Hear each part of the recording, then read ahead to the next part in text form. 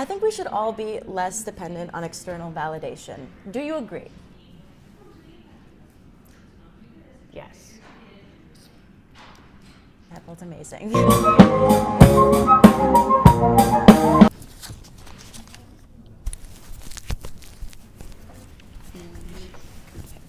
These chairs are kind of weird, aren't Yeah. they? I'm sorry. Are you comfortable? Is this? We can switch chairs. Like, no. Okay. Just trying to Okay. figure out. Okay. Okay. Hi, my name is Bjorn Rich, and I'm here with the Happiness Project.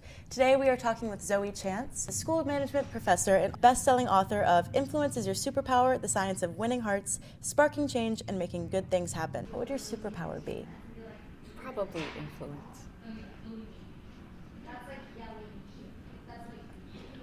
Mine would be insider trading. How is that going for you? You describe yourself as obsessed with the topic of interpersonal influence. What does that mean to you? I'm really excited about helping people understand the psychology of what sparks in other people's minds when we're having conversations with them, when we're asking, when we're negotiating, and when we're making friends. How do we get people to do what we want? First of all, we ask them, which is super obvious, but a lot of times people think that they're asking when they're not. So, for example, one of my colleagues here at the School of Management, Deborah Small, did an experiment looking at gender differences in asking. Do you want to hear about that?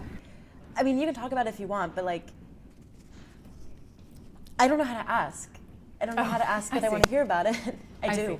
I do. Got it. Yes. Thank you. Yeah. So that was basically what she found.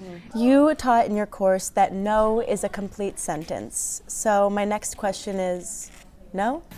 Good job. How does that work, telling people that they have to say no to everything for 24 hours? This is the first challenge that we do in my class, my MBA class at the School of Management. And what we find generally is we're more people pleasers than we thought. No, we're not. And good job. As women, we're often afraid to ask for what we want. I mean, when I go to Starbucks, I ask for oat milk out of shame. Why do you ask for oat Because milk? when the barista looks at me and I see in their eyes that I'm oat presenting, it's hard to tell someone that you're not who they think you are.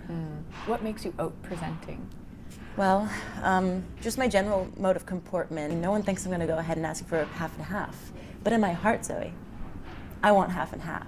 That totally makes sense. What is happiness? Is it about accepting yourself? Also, do you know where I can get Ozempic? Because my pediatrician has stopped answering my calls.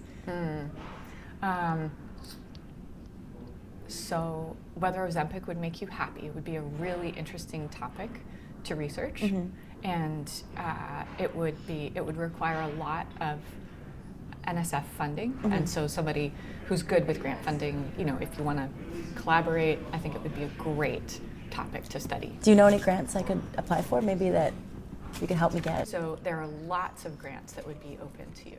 Okay. Yeah, it's a good idea, Bjorn. If you'd be willing to like connect me with someone, I think that would be awesome. But no Just pressure. ask. Hey, great job. But No. yeah. I'm trying to be more self-assured, or maybe I'm not. Maybe it's bad to be, never mind, forget about it. I would do anything to fight climate change, but for our viewers, could you give us some quick tips, things that we need to change in order to save the world? Yeah, what we really need to do is work on policy changes. So less focus on individual behaviors like recycling, more focus on decisions that are going to make meaningful change for large numbers of people. That's good because I hate recycling. Okay, great. It's going to make less of a difference for you to start throwing everything in the trash than for you to try to influence the people who are making those big, impactful decisions. Well, that also sounds like a lot of work. And I'm very busy. You've spoken about the problem of climate change as a name that doesn't really provoke urgency. I have some pitches. Okay. This is, the first one would be Earth Melt. Earth melt. We'd take out the A, so it'd be sort of like a millennial branding situation with like only the consonants. Like Earth melt. Yeah. Earth melt. Can't you picture it like a logo? Yeah, I can picture it. It seems a little hard to say. The Big Heat. The big heat sounds sexy in kind of the wrong direction. The Big Fright. The big fright. It's pretty vague. My next pitch is Exxon. It's just a really good brand. Does it make you feel good? Well, no, I mean, it represents oil now, but if we shift that meaning, I think we could get a lot done. Okay. I think you can't use that because it's patented, trademarked. Like, I think you can't just take someone else's brand and say, okay, now that's mine and I'm redefining it. That It's sucks. creative, Yeah. but yeah, you can't do that. Climate Sydney Sweeney. She's hot. I don't know her, but I'll take your word for it. I want to talk about my venture, which is Grope. We are a Grope? It's a small to billionaire stage incubator for female-led startups. We launch rocket ships and we create unicorns for women. Grope Yeah, like is the name. grow up. Ah, okay. Because we help women, we raise women up, if that makes sense. I think that a lot of people have a different, more negative connotation of the word grope. But about supporting women-led startups, Yeah. all of that sounds great. How Yeah. are you going to do that? My job is to isolate people who I think are going to be successful and take as much equity as I can. Okay. What's in it for them? My thoughts. I like your hat. Thank you. It's for Grope, Yeah. because the G stands for Grope. Right. Capitalism is in many ways a broken system, which is why we need more female billionaires. Do you have any advice for people who want to amass as much wealth as they can at all costs? How does more women billionaires help? Well, they're cuter. So capitalism is broken. Yeah. There's a problem with billionaires. The problem is not that billionaires exist or that billionaires have too much power, but the problem, you're saying, Bjorn, is that the men are not cute enough. Mostly, for the most part. Okay. We actually shouldn't have any billionaires. To me, that is the problem Even Taylor Swift? with the system. I am a fan of Taylor. Now more than ever, we need women in positions of power who are me. What would your policies be? For, Let's say the border. we could probably get rid of the wall and let anyone who is fun and cool and hot in.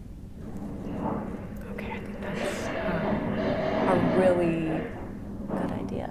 Everyone knows that the only thing more important than getting into an Ivy League school is dropping out before you graduate to launch your rocket ship. Zuckerberg. Because Zuckerberg, Elizabeth Holmes dropped out. Did she? Yes, she did. Yeah, she's scary. Really? Don't you think? I mean, scary cool. Is she a role model for you? Role model implies that I don't see that we could be friends. I see her more as an influence. Much like the Rolling Stones and the Beatles. I mean, they were competing, but in a way, they were each other's biggest assets.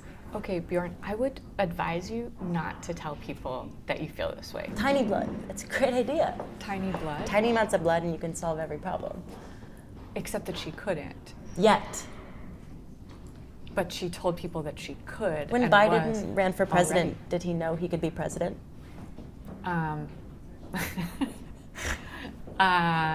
He knew that he had a shot at it, and he so does wasn't lying about it. I think she has a shot. He wasn't lying about the things that he had done. Those are definitely fake teeth. You're kind of scaring me a little bit, Bjorn.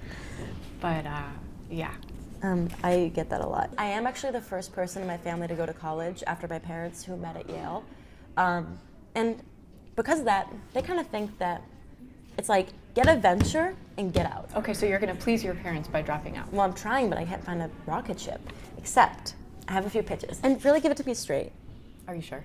Yeah. Okay. I think as women, we are told to uplift each other. It's not a fair standard. I know, and I haven't heard you actually being willing to do that for other women, but I'm trying to be open-minded. I love women. Are you kidding? So I've been a woman my whole life. My mom's a woman. I don't think you were a woman when you were small, but that's okay. Well, I was a tiny woman. If you wanted to have just joined Yale and then dropped out, you could have done it the first week of school instead of the last. I tried. What I do you tried to mean? drop out. I kept starting businesses, and the rocket ship failed at launch. I had an app that matched unmarried men with young women looking to learn about a new culture. It was sort of supposed to be a workaway. I was told that was technically trafficking. I had another app that told people whether or not they were hot. Again, I trained it on an AI that was biased, and thus it became a tool for racial profiling. It was actually adopted by the Yale police. I keep having these moments where I have these ideas, and it's like, the world's not ready. You know, Bjorn, it's possible that you're not cut out for this. I don't know what to say. There would be a revenue sharing model, yoga, meditation, mandatory income sharing. Who's making the income? People will donate their incomes to the cause. So they have to have their own job? Well, they had their own job, and now they're donating everything, and then they're producing free labor for me on this agrarian co-op. But why are they coming? Well, everyone wants to believe in something. So it's like a co-housing thing. Yeah, co-housing. But it's not just you buy into the co-housing project, but did you say you donate all of your... You donate all of your income, you donate your time, you come to work, we maybe produce teas. It kind of sounds like a cult. Are you interested in being a cult leader, would you say? Well, why do you think we have so few women cult leaders? It's because we don't see talent, we don't develop it. Okay. How do I influence people then if this is my goal? How do I get them to join my cult? Or my co-op. It would go against my own morals to be coaching and mentoring you in becoming a cult leader. Mm-hmm. It is an area that I'm interested in and I've studied. Really? But, so what makes a good cult leader? No, Or a co-op leader. What makes a good co-op leader? My goal has been trying to help people not get sucked into... Oh, not? Yeah. You help people not join a co-op. Yeah, I help people try to understand what are the red flags of things like con artists and manipulative salespeople, people like Elizabeth Holmes. I think that I'm trying to help people avoid getting mixed up, maybe with people like you. So I'm understanding better now why you asked me to have this conversation, but I'm just not sure how much more I can contribute. Well, you're the queen of influence, so I'll try one last magic question I actually learned from you. What would it take to get you to board my rocket ship? Yeah, I don't think it's a good fit. I'll just have to say no. Well, this has been the Happiness Project. Thank you very much. I will be reaching out if you change your mind. Okay. Sorry. This has been Zoe Chance.